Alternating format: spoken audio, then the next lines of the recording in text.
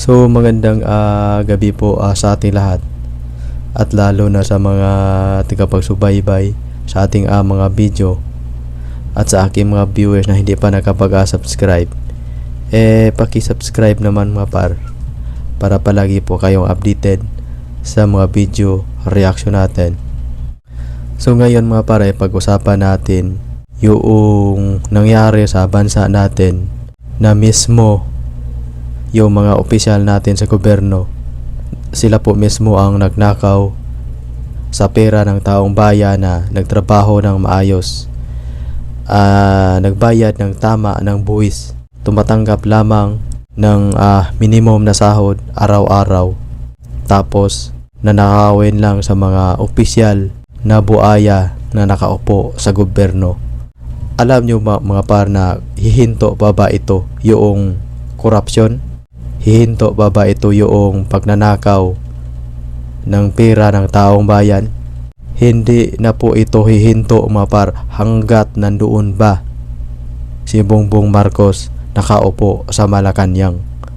Kasi ngayon lang ako nakatagpo ng administrasyon na kaliwat kanan ang pagnanakaw, mula sa baba hanggang sa itaas ang nagnanakaw ng pera ng taong bayan.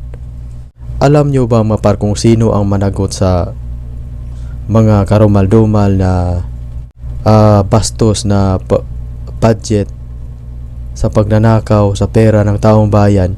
Alam nyo ba mga par kung sino? Tatlo lamang ang managot: si Bongbong Marcos, si Martin Romualdez at saka si Saldico.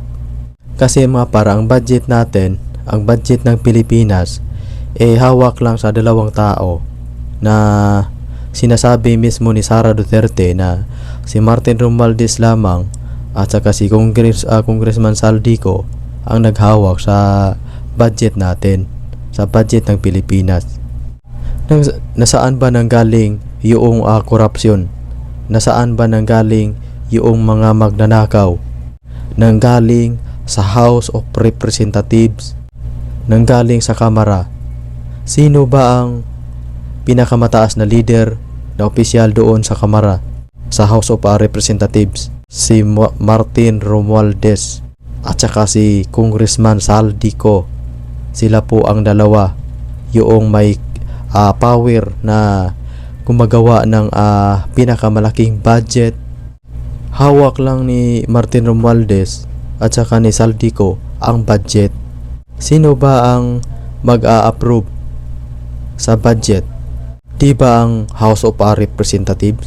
Sino ang pumirma sa budget? Di ba ang presidente si Bongbong Marcos ang pumirma sa budget? So ibig sabihin dapat rin managot si Bongbong Marcos kasi siya po ang nagpirma.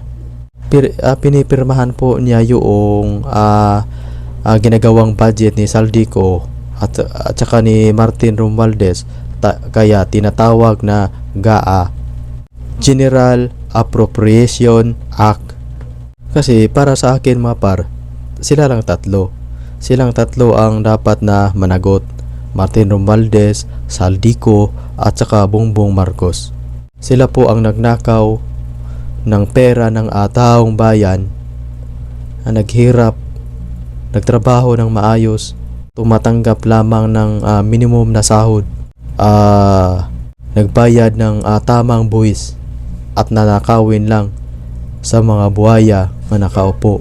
At hanggang dito na lang tayo at maraming salamat at magandang gabi po sa ating lahat.